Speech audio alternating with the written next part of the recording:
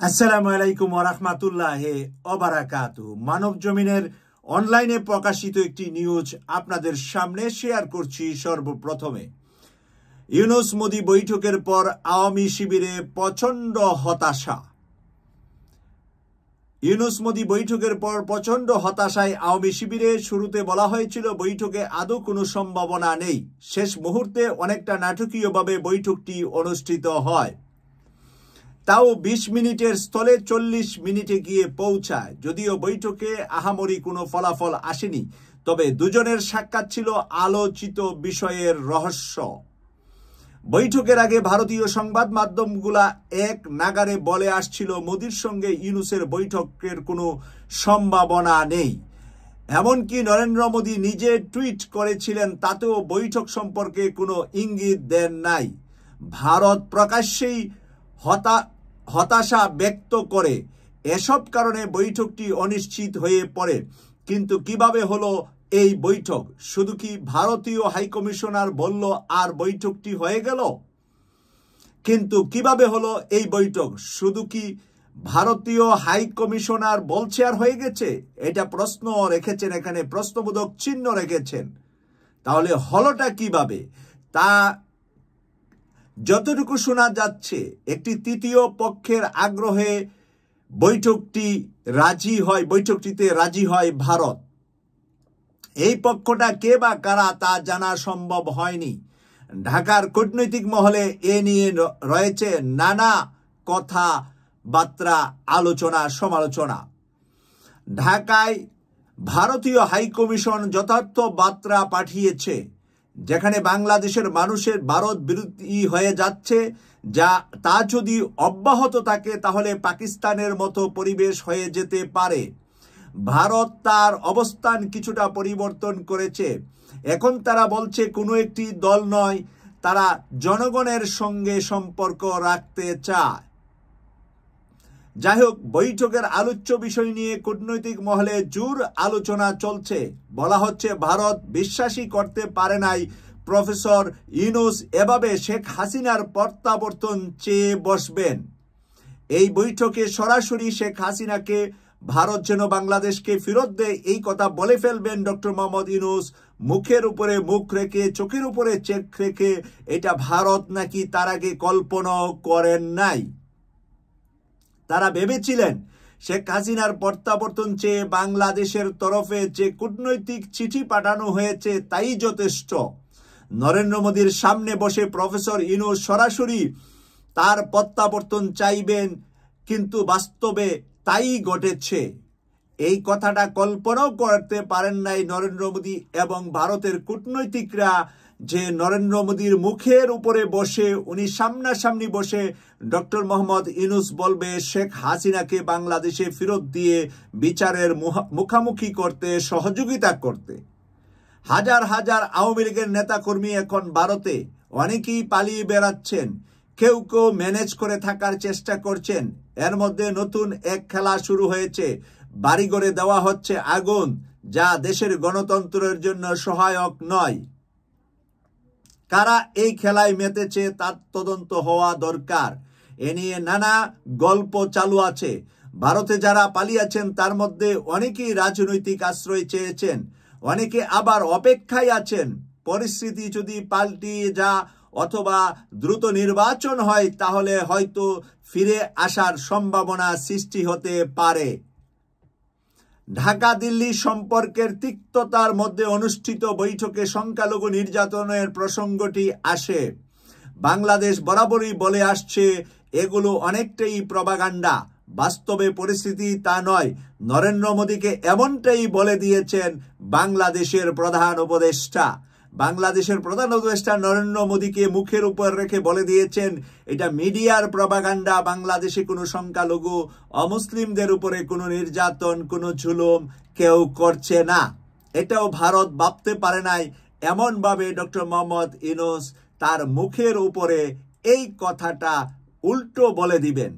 কূটনৈতিক বৈঠকগুলোতে কত কিছুই তো আলোচনা হয়। দু একটি বিষয় সবার নজর কাড়ে। শেখ হাসিনার প্রত্যাবর্তন নিয়ে এখন সবচাইতে বেশি আলোচনা হচ্ছে। প্রিয় দর্শক, শেখ হাসিনা ফেরত আনা নিয়ে এখন আলোচনা হচ্ছে।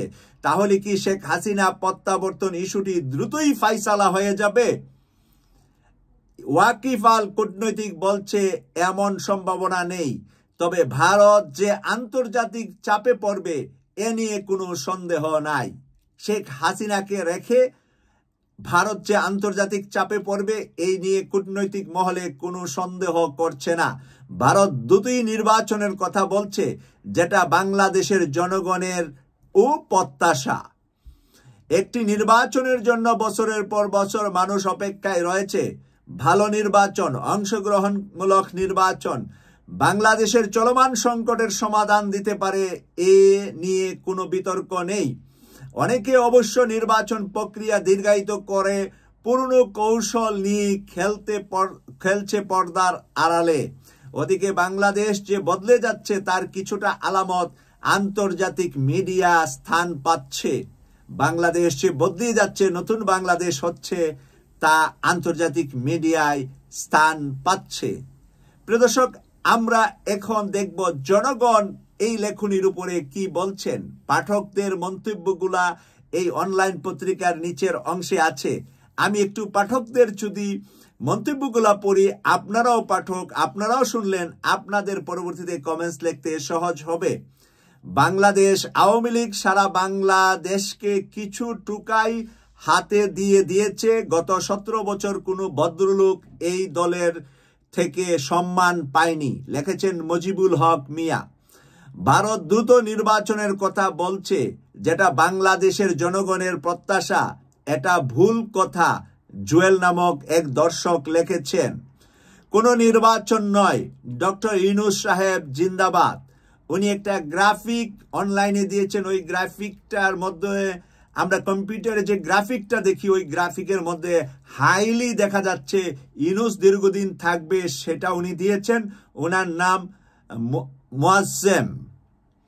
আওয়ামী লীগের দল বাংলাদেশ চাই না, আবু বকর সিদ্দিক। আমরা সাধারণ জনগণ এখনই নির্বাচন চাই না। ডক্টর মোহাম্মদ ইউনূস স্যারের মাধ্যমে দেশকে মেরামত করে একটি উন্নত দেশ হিসাবে দেখতে চাই। এর নমুনা এরই মধ্যে আমরা পাইতে শুরু করেছি, তাই আগে সংস্কার পরে নির্বাচন, লিখেছেন মোহাম্মদ এনামুল হক বাবু। আমরা বাঙালি জাতি আসলে অন্ধ। ইউনূস স্যারের মতো দ্বিতীয় কোনো ব্যক্তি বাংলাদেশে আর নেই। বাংলাদেশ ও বাংলাদেশের মানুষের ভালোবাসার জন্য ওনাকে নির্বাচনের জন্য 2 বছর সময় দেওয়া হোক। কাজী সুহেল রানা।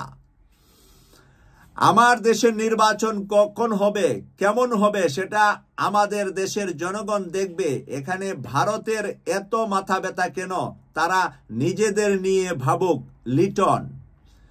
বাংলাদেশের মানুষ ভালোর জন্য ইউনূস সরকারকে 2 বছর সময় দেওয়া হোক। বাংলাদেশের মানুষের ভালোর জন্য ইউনূস সরকারকে 2 বছর সময় দেওয়া হোক, এখানে লিখেছেন আরেকজন কাজী সুহেল রানা। আমরা সুনাম চাই, যা যোগ্য ও সৎ লোক দ্বারা পরিচালিত হয়। নাসির আলম। এখানে আরেকজন দর্শক লিখেছে, হতাশার কারণে আওয়ামী লীগ নাগরিকত্ব পরিবর্তন করতে পারে, পলিটিক্স করতে পারে। গুম, খুন, হত্যা, লুট ইত্যাদির জন্য জনগণের কাছে ক্ষমা চাওয়া উচিত। দেশের প্রতি পুনরায় নাগরিকত্বের শপথ নিতে পারে। No name. সে লিখেছে তার কোনো নাম নাই, সে নাম প্রকাশ করেন নাই, হয়তো কোনো পরিচিত বিখ্যাত ব্যক্তি হবেন। আসলে কি জনগণ একটি ভালো নির্বাচনের জন্য অধীর আগ্রহ অপেক্ষা করছে, নাকি একটি ভালো শাসনের জন্য অপেক্ষা করছে? উনি এখানে প্রশ্নবোধক চিহ্ন দিয়েছে এমডি শাহজাহান সিরাজ। প্রিয় দর্শক, দর্শকদের মন্তব্য আমি শেষ করলাম। মানব জমিনের নিচে অংশে এসে তারা নির্বাচনের কথা লিখেছিলেন। এই নির্বাচনের বিপক্ষে আমি দেখলাম 100% দর্শক লিখেছে 2 থেকে 5 বছর ডক্টর মোহাম্মদ ইউনূসকে রাষ্ট্র ক্ষমতায় দেখতে চায় জনগণ, এবং জনগণ চায় এই রাষ্ট্রটি মেরামত করে একটি নতুন রাষ্ট্র তৈরি করতে। এবার আপনাদের মতামত লিখবেন, সেই মতামতগুলো আমি পড়ব এবং আপনাদের মতামতের উত্তরও আমি দিয়ে থাকি এবং আপনাদের মতামতের উত্তর দেব। এই প্রত্যাশা রেখে বিদায় নিলাম। আমি সৈয়দ মাসুক, লন্ডন থেকে। আল্লাহ হাফেজ।